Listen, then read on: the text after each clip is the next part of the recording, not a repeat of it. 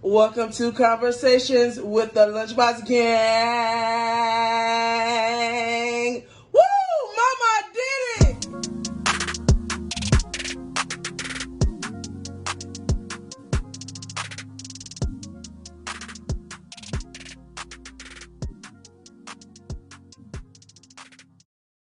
Javon, go ahead.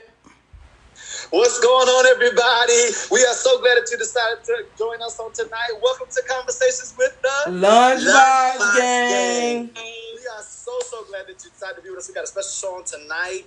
I'm talking like super duper fast, but that's because I'm so excited that our fellow lunchboxers and our extended family have joined us on tonight. Hey, yo, I'm Javon, known as the JM of the group. And the rest of us will get a chance to introduce ourselves as we continue to warm up this show. But with that being said, my bro Dre is going to kick us off with some current events today. Well, good evening, everyone. This is Andre. And so I just want to hit some very brief current events for tonight. I want to mention in San Diego, a guy went grocery shopping with the KKK hood on. So this has been trending over the last couple of days after he wore it.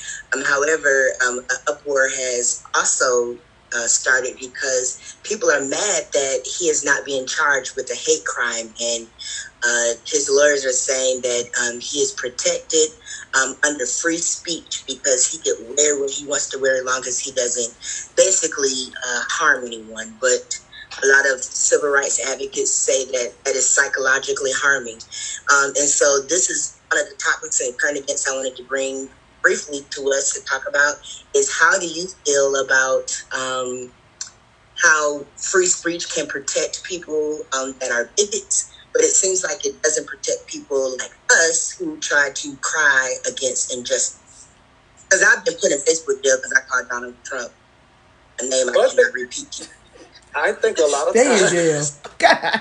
I couldn't comment on nothing. Listen, but I think a lot of times in social justice, there is always that double standard that you're speaking of right now, that, you know, when the freedom of speech comes to the African-American race or black and brown people as a whole, a lot of times, you know, it's like, no, we don't want it, you know, or you think about...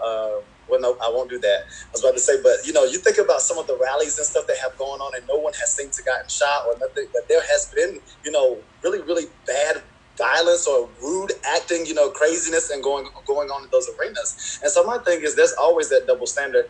And, you know, I feel like you said earlier, emotionally, you know, psychologically, you do not know the extent of what people had to deal with who have seen that mask. And we all know what it stands for. So there's definitely a double standard there from my point of view. Yeah, I agree.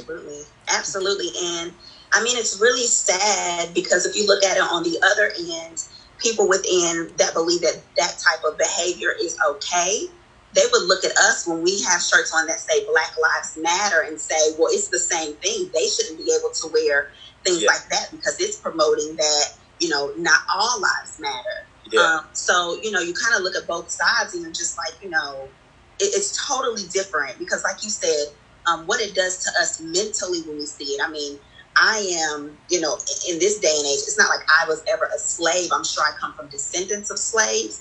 And so for me, psychologically, it takes me to a place where now I feel fearful. As soon as I see you, I'm going to be in fear because I don't know what to expect because your outward appearance is showing me what you truly believe in your heart. So, you know, I of course, I stand with Black Lives Matter because that is what I believe in. And I'm totally against. And I understand freedom of speech, but there has to be some type of understanding or consideration when it comes to what that does for an entire race of people when we see that. Yeah. And Ebony, I wanted your thoughts, but I wanted to say real quick before you say something that this is not that far removed for any of us, I'm sure, because my grandparents fled Georgia to Michigan because my grandfather, they were threatening to lynch him. So I'm sure that if my grandmother saw somebody with the KKK hood, or if my grandfather was still alive today and saw a KKK hood in Piggly Wiggly, he would. It would not be a good experience. I'm sorry. Go ahead, Ed. No, you good. My thing is it's just frustrating because it's like, okay, it's okay to wear a KKK mask, but when a kid goes to high school and wears a shirt that says Black hashtag Black Lives Matter or any other thing, we have this uproar. Oh, they can't graduate because of dreads and all this craziness going on. And you mean to tell me that dude can walk around with a KKK mask and nothing's being done? Like, it's not fair. It's just not fair, and it's frustrating. Yeah.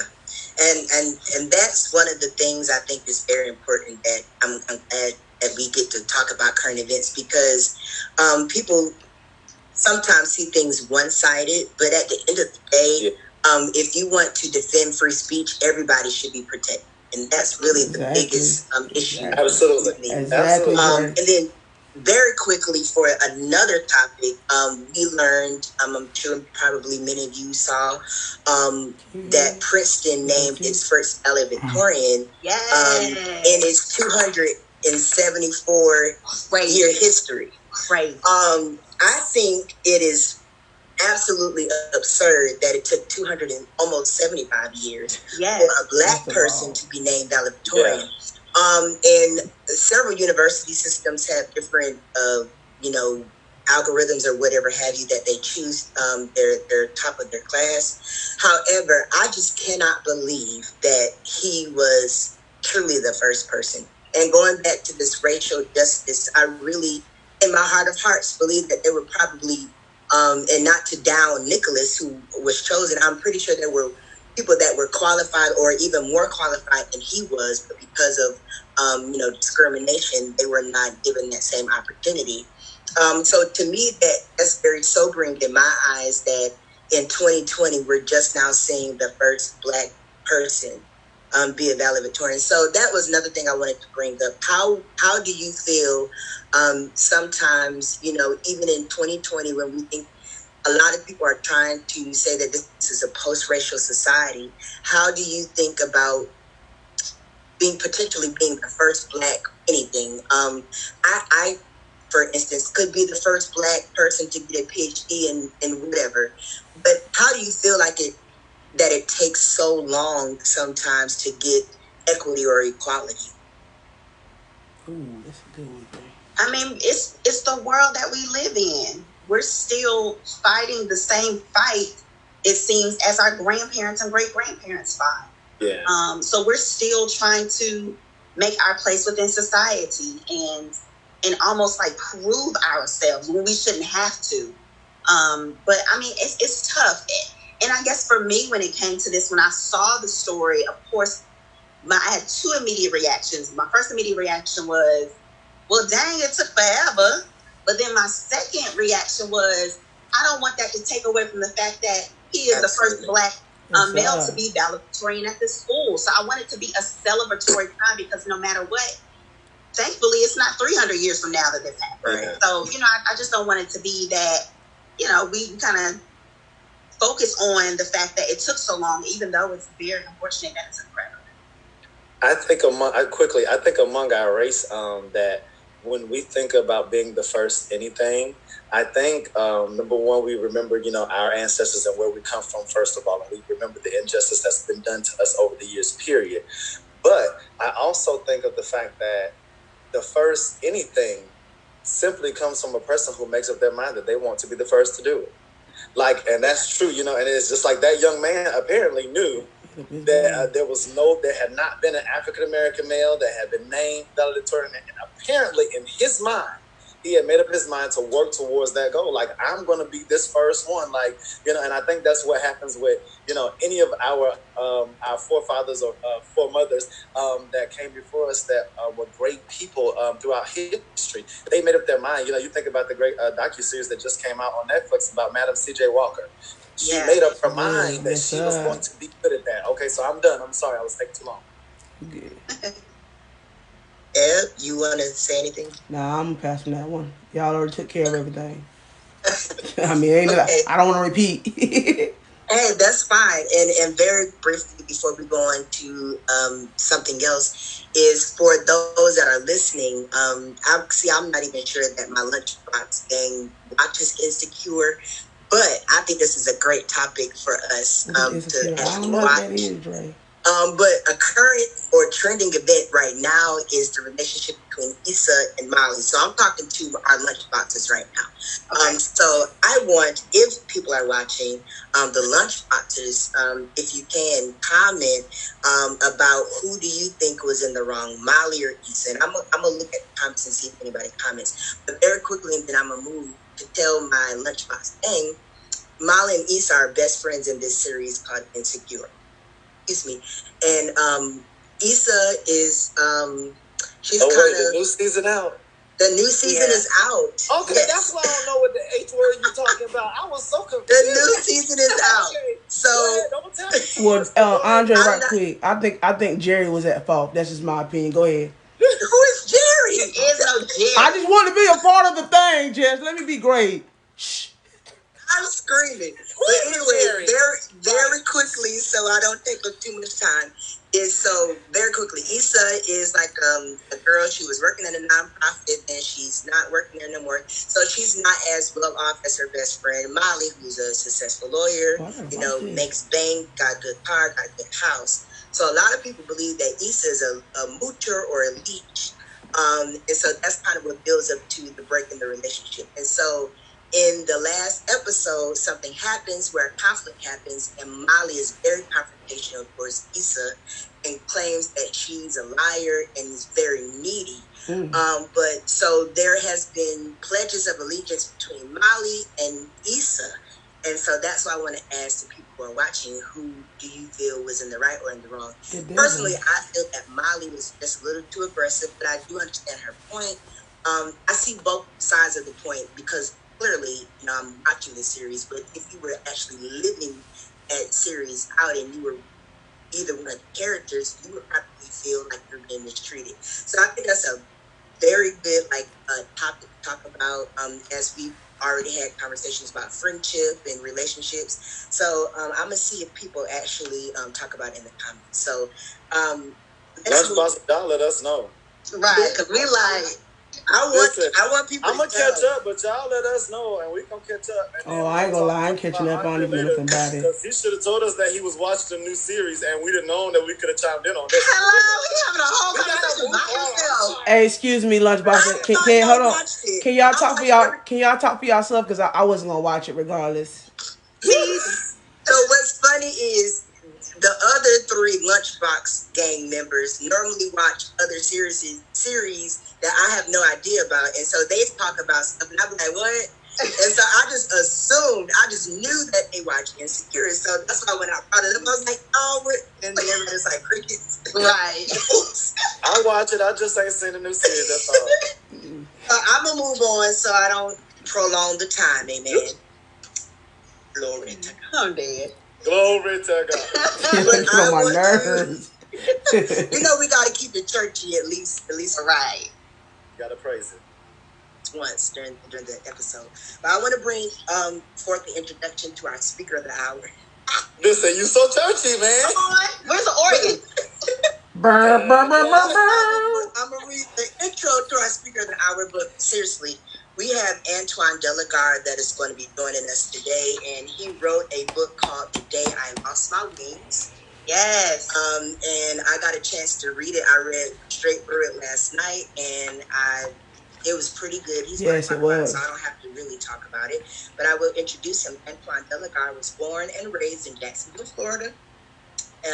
He is the older of 2 children. He left Jacksonville to join the military in 2007, and since then, Antwan, his wife Marquita, and his daughter Ayana have embarked on a journey like no other, learning each other and themselves. He is a first-time author, and he hopes to reach you and someone you know through his transparency, and he is very transparent in his book. So much so that I texted the gang last night. I was like, oh my God, this is so transparent. At this time, we're going to transition to prepare for Antwan to come join us and talk about the book.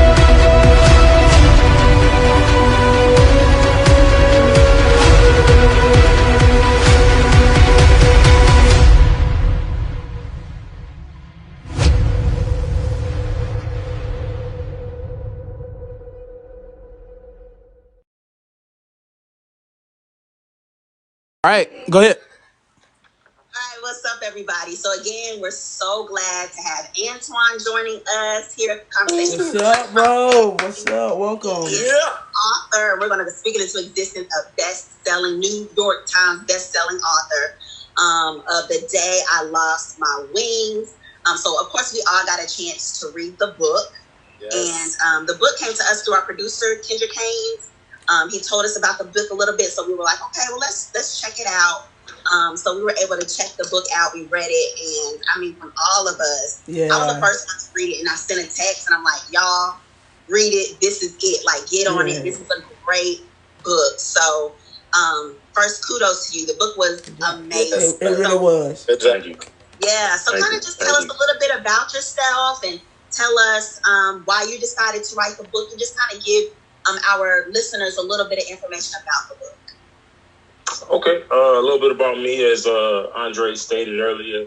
Bishop Andre stated, I'm from Jacksonville, Florida. I grew up in the north side of town. That's where I met my wife, and eventually decided to join the military from there.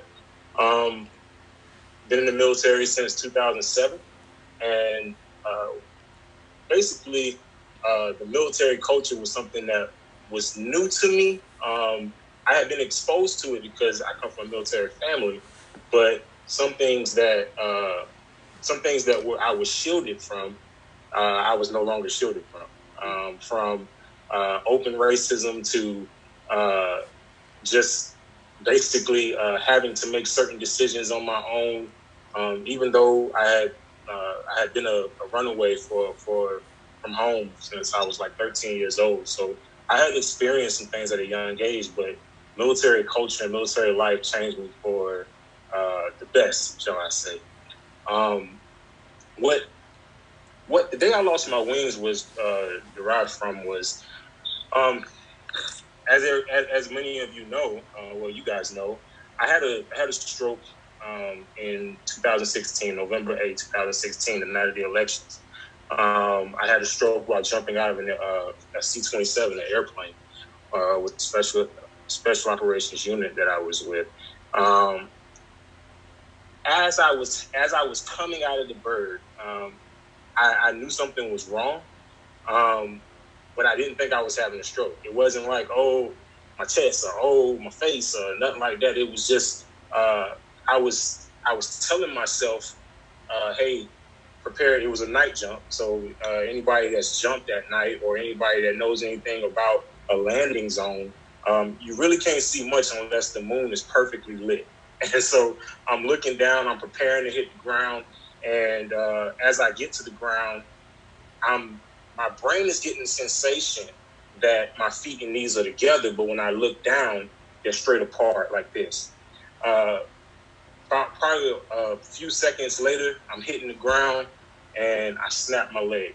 Still, not knowing that I had a stroke, I'm like, oh, well, maybe I just made a little rookie mistake. And so the guys come get me. They take me to the hospital. On the hospital bed is where I actually went into a full-blown stroke. And that was where, my face started drooping. Actually, the crazy part about it is, and I still get kind of query about it when I'm getting the blood pressure done, because my wife was in the room. She put the blood pressure cuff on, the nurse did, and she started squeezing. I felt the squeeze, and after that, I didn't feel nothing else.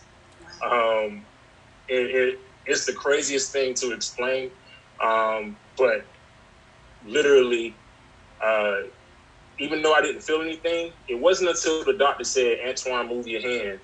She told me to move my arm because they were about to draw blood. And I said, okay. And then she came back and she said it again. I thought it was strange that she was telling me to do it again. That I was like, I did. And she was like, no, you didn't. And I mean, within seconds of her saying, no, you didn't, it was like something from a movie. I mean, I can't make it up. Within seconds of her saying I didn't move my arm, I don't know if it was because of the panic or whatever. My face started, I could feel what felt like my face just sliding off my bone. It was just sliding down. My speech got really bad. they were poking my arm, poking my leg on my right side of my body. I could still feel on my left, but on the right side of my body, they were poking and prying and touching me with little metal objects, and I couldn't feel anything. And so I went into a panic. I mean, to be honest with you, first thing that went through my head was, oh, expletive.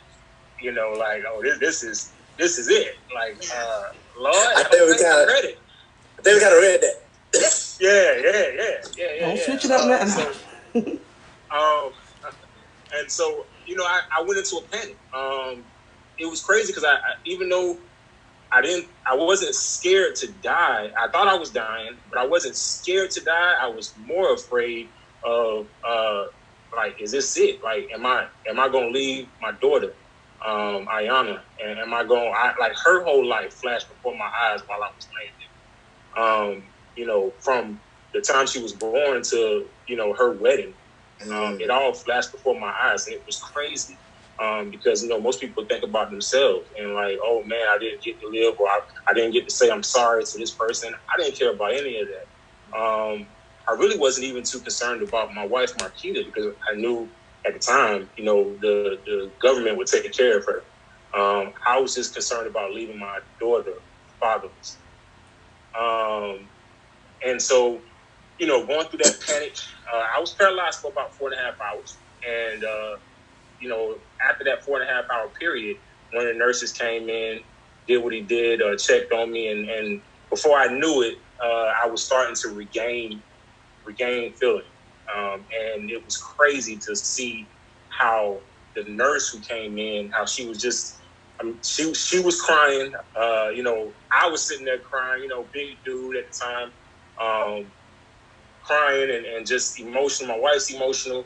And the only thing you could really hear people say was, thank God. Oh, my God. Like, I realized that in that moment, even though I wasn't probably in the most holy state, God was getting the glory out of something that was happening to me. And so, you know, I'm just a firm believer in, you know, not me, but you. You know what I'm saying? And so when that was happening, that was probably the most humbling experience of it all. And then from there, it was just an uphill battle to recovery. And so, you know, I talk about that. You know, I talk about going to rehab. I talk about just basically reflecting on everything I believe that led to that stroke. And it was actually in the VA hospital, and I was an inpatient. I was living there because I was doing my rehab, and down in Florida, Tampa, Florida, James A. Haley Veterans Hospital. It was there that I actually decided, you know what, I'm going to start my own publishing company, and I'm going to write this book.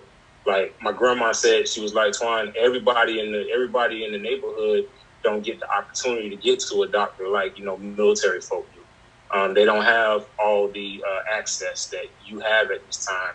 And then some people are just scared to go to a doctor. And she said, so I believe you have a responsibility to talk about this. And so I took that responsibility heavy, and, you know, I tried. Crazy thing is, that was 2017. I didn't actually write up in 2017. I had only written a page. That first portion of the book where you see me explain the hospital scene real quickly, that was the only part that I had written from 2017 up until about October of last year. It was while I was in Hawaii last year with my wife for a church conference that it actually came, and I started writing more. And, you know, here we are. Wow. Good stuff. I love it. Yeah. So I think one of the things that kind of stuck out for me when you talked about, and you just mentioned it, was the fact that in the book you did build up to your story. So it's you started out with the hospital scene, but you came and started the story with just different events throughout your life to lead you to that point. So why did you feel that was important in telling the story? Because to this day, guys, I was seen by some of the best doctors, neurologists, and forgive me, I don't know all the terms for all them ologist people, but I was seen by some of Duke's best. And nobody to this day can tell me why I had my stroke. I believe that it was because of stress. And so I started doing my own research. And I don't know if any, I hope people know, especially people of color know, because we are some of the most affected by strokes and dying from strokes. Absolutely. That stress is a silent killer. Yes. And that's why it'll kill you quicker than a bullet. And so I believe through me, because I never had a good way of processing stress. Usually I would separate myself. I would go into my quiet place and seclude myself from everybody, or I would act out. From a young kid, I would act out. I would be fighting, different things. And so I never had a good way of processing stress. And so I wanted to walk through some of the moments that went through my head when I thought about moments when I felt like, God, I'm tired. Like, God, I'm frustrated. You know what I'm saying? Like, and it wasn't, and don't get me wrong, I try not to classify this book as a spiritual book, because it's not. This book is not a spiritual book. It's my story on how I tried to find my spiritual self. And so, that's why I was very blunt with some of my words. People hit me up about that a lot. I was very blunt with some of my words, but I felt it was important because the people that this book is for don't always speak proper English. Yeah. They don't always talk, with Christianity first and foremost in their mind. And so I wanted to make sure that I was honest about who I was and where I was at that point in time. So that was my reasoning for, just saying, hey, you know what? I'm going to start from the beginning, where I could. As you guys know, I still work for the government, so there were some things I couldn't say, but I tried to be as honest as possible. Hit some of the highlights of my life where I felt like, I was ready to surrender it all. Yeah. So Dre, we'll start with Dre. We'll go to Javon, then Ev. Just kind of a question, comment that you had when reading the book. Yeah. So, let me go to my highlighted pages, because first of all, I wanted to say, I'm gonna be very quick. I want to say I think it's very important that you wrote this book, Antwan. First of all, like you kind of mentioned just a couple of minutes ago, Black men have terrible health outcomes in the United States. A lot of people, the Superman syndrome is killing people. Like you said, stress is killing people. So for you to be very transparent and a Black man and someone who other people perceive to be masculine and macho, that's something that is very powerful, because you might be able to influence another guy.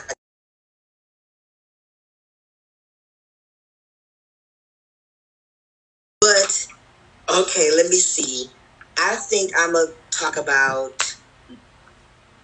I'll go to page 46. And you talked about people can only have the amount of control over you that you allow. Take the emotions out of the moment and survive. Yes. And then there was something else that you said. And of course, I'm not. Feel it coming. What'd you say? So you about to take mine, and I feel it coming. Go ahead. Oh no! But so, and then he also said something before that, I believe, that talked about the apology will never come. And so I'm just going to be very honest right now. I'm one of those. Maybe it's because I'm a Pisces. I don't know. Maybe it's because I don't know what it is. Because folks be coming for us Pisces, but I be wanting you to apologize. Like I don't want to be a bigger person. I want an apology. If you know you did me wrong, I want an apology.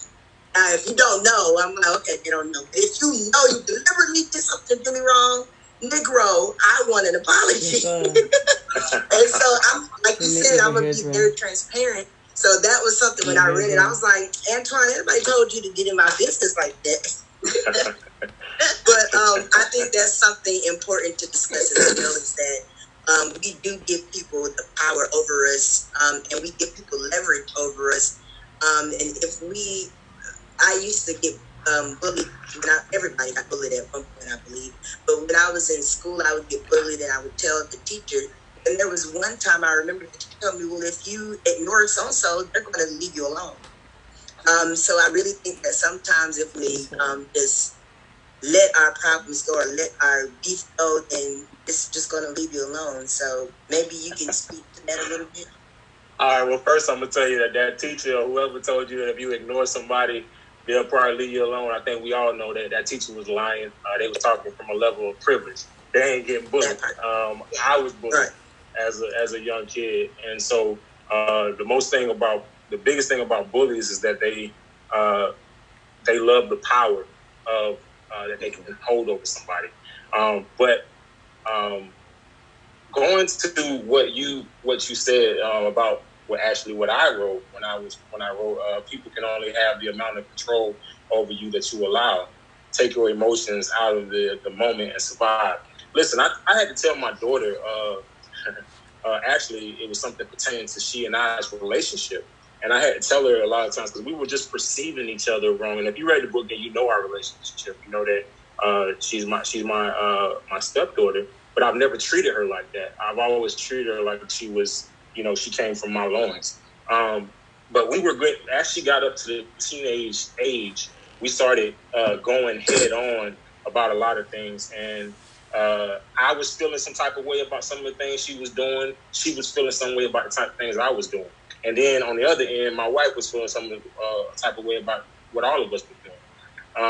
And so everybody had their own perception of what was really occurring at the time. And so I told my daughter, I said, many times our perception is based on our weakest emotional state. And what I meant by that is a lot of times we see things based off of our hurt.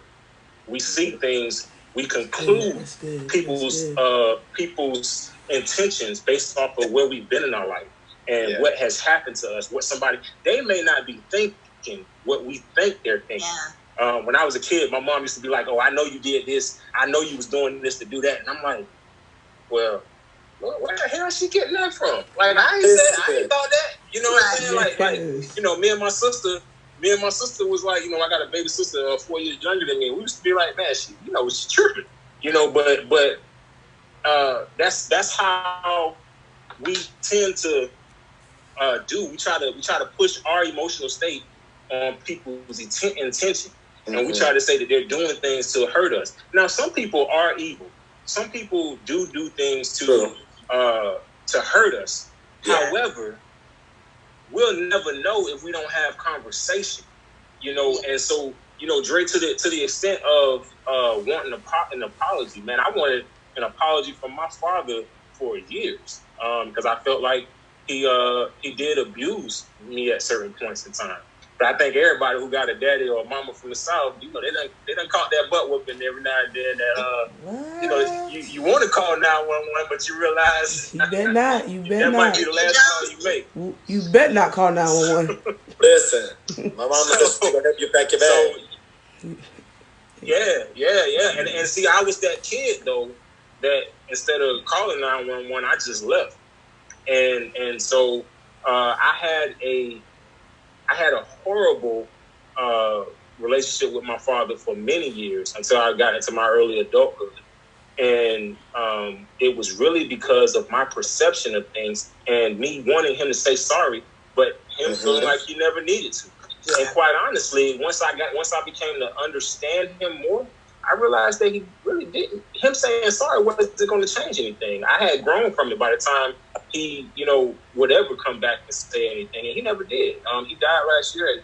Never did apologize for some things, but you know what? I got so much peace, and I think you guys can read that when it comes to my father. Like I love that dude, man. He taught me some things. So with all of that, man, I say to you, it's not a Pisces thing of wanting an apology. I think anybody that's been wrong wants the other person. I mean, I'm married, and when my wife says something or does something that hurts my feelings, or I do something that hurts her feelings, you want that person to apologize. Absolutely. But you have to ask yourself, is not getting an apology worth you being upset. Marquita will say to me all the time, man, listen, bitterness, well, not bitterness, excuse me, unforgiveness is like drinking poison and waiting for the other person to die. Yeah. You know what I'm saying? They done moved on. You know what I'm saying? So I would say that to you, homie. I mean, I get it. I think we all can understand it too. So there's a certain type of person who can detach themselves emotionally from situations. It's a gift and a curse at times. So embrace the fact that you have that emotion, but do not let it take you into a place of where you're killing yourself, which is essentially what you're doing, stressing over situations that you can't control. Absolutely. Yep. Back to the book, back about stress. Javon? Good stuff. All right, so cool. I'm gonna try to be brief. Anyways, so one of the things that I love that you wrote in the book. So no, let me start it back over.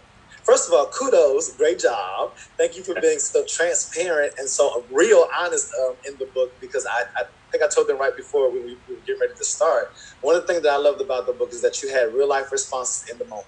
And I'm like, okay, no, I can see that happening, because I probably would have been like, what the dude? Like, so I really appreciated that. Secondly, there are so many great little nuggets in this book. And I don't mean that's not a bad connotation when I say that. I mean that there are so much like nuggets that you can just pull from different places to apply to different things. So I was like, okay, that's good. So I'm gonna pull a nugget and I'll tell you what I kind of wrote, and then you can kind of expound on it how you like. Yes, page 35, right before is the intro to chapter 4. You wrote, life happens, but survival must be intentional. Let me tell you what I did to it, right? Under life happens, I wrote a flat line.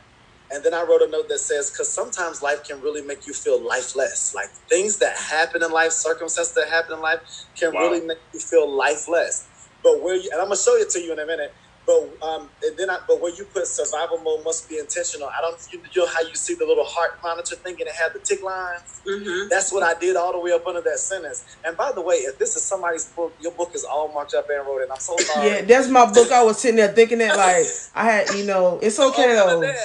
So up under that, I wrote, up under that piece, I wrote, but there must be a fight or a will to live. And so, and I'm showing y'all, because I ain't lying, I had wrote that flat line, and I wrote my little squiggly lines up under there.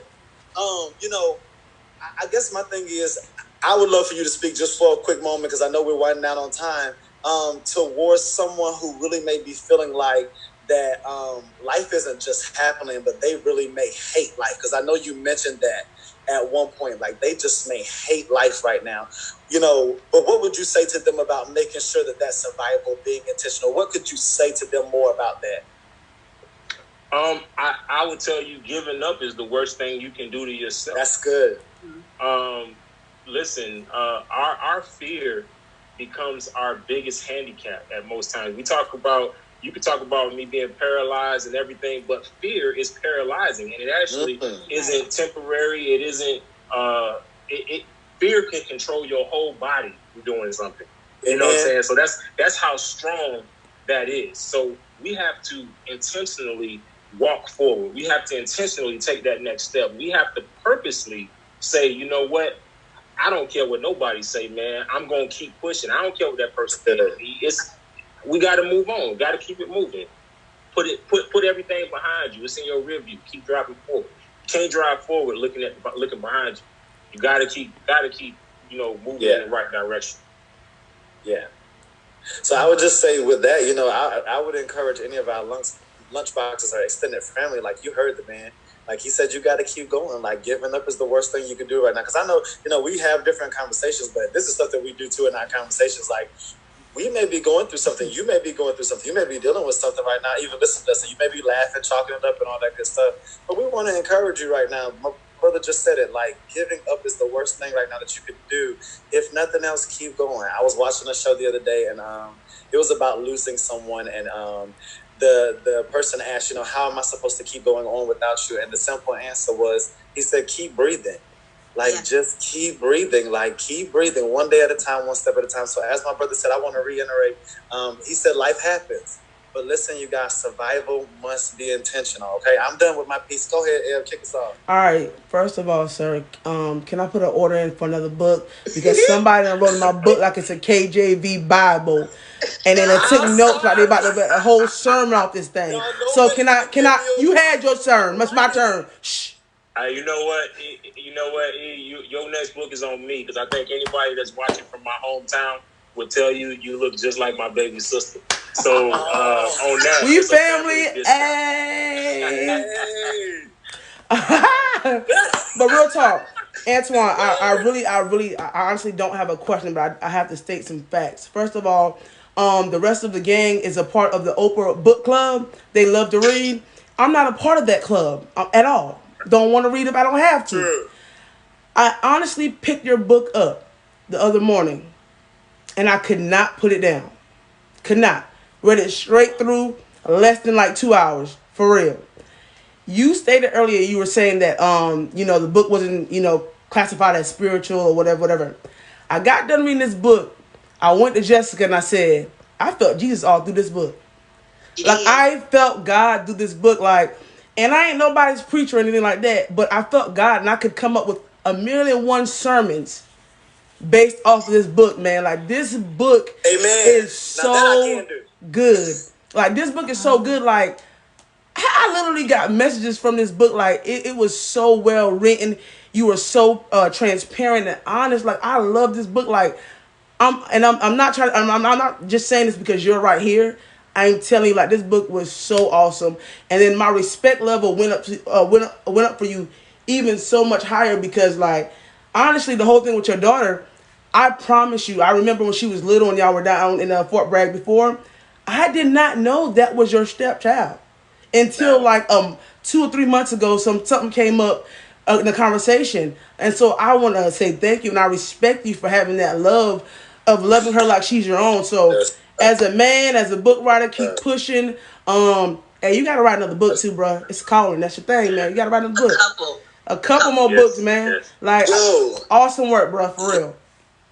Thank you. I just want to say on the part about the book, I love the fact that in the book you write the book. I think kind of like what we have conversations. Yes. We'll be having a good conversation, and then we'll think of a story that goes along with the conversation. Just kind of slip it in there, and then we'll go right back to what we were talking about.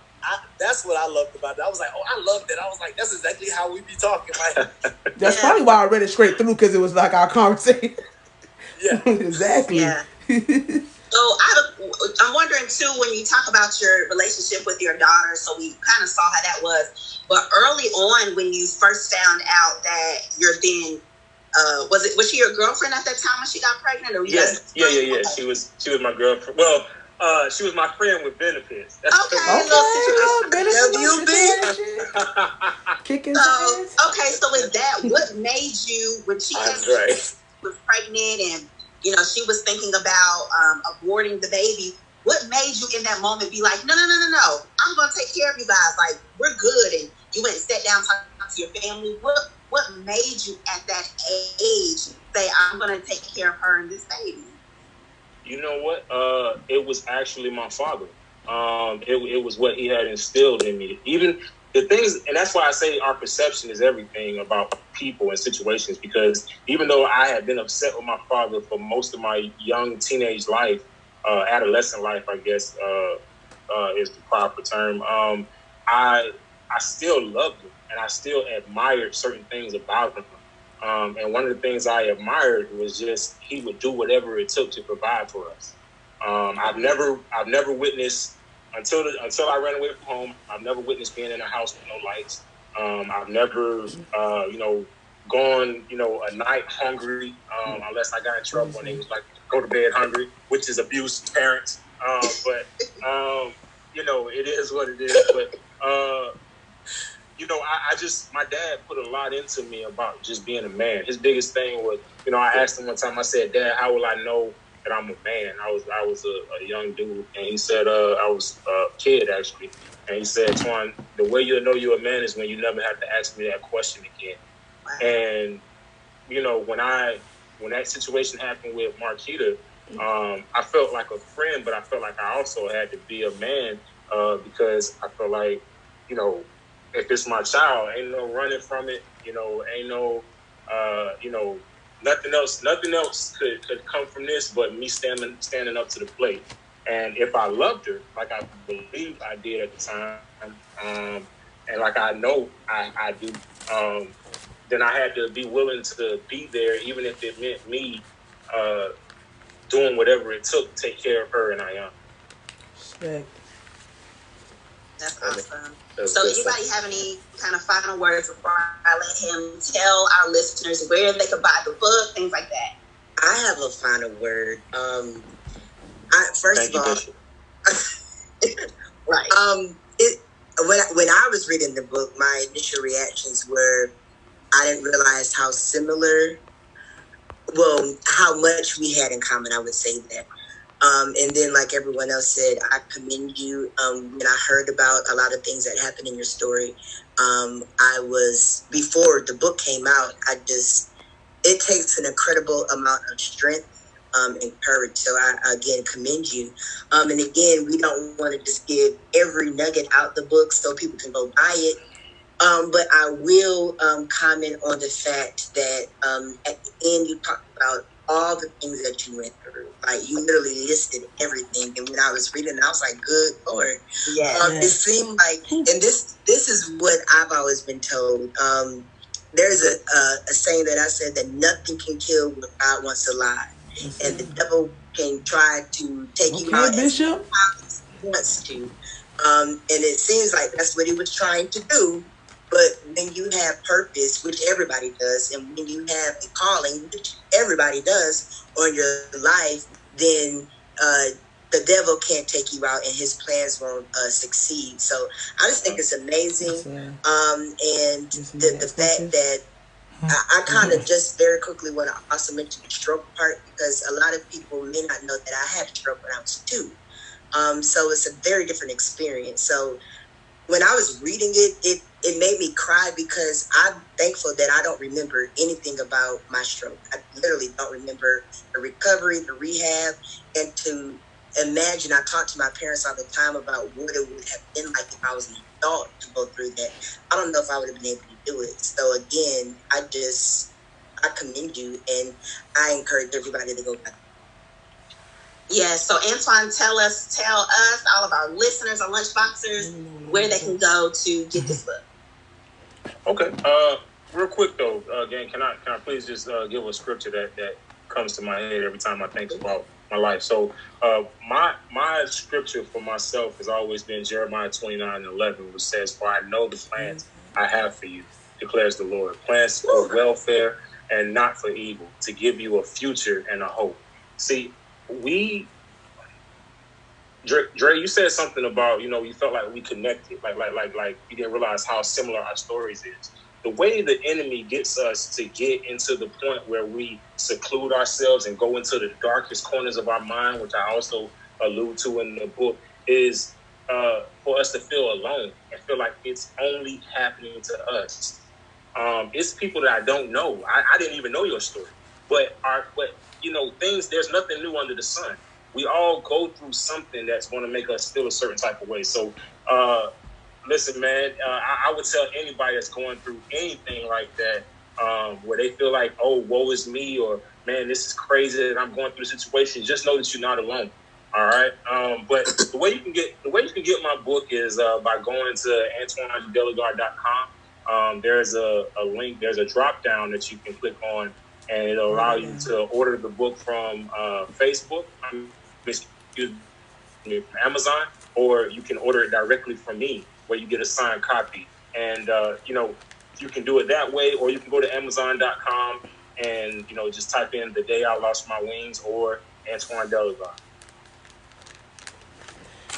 All right. All right, lunchboxes, I need y'all to do me a favor. I need everybody to do me a favor.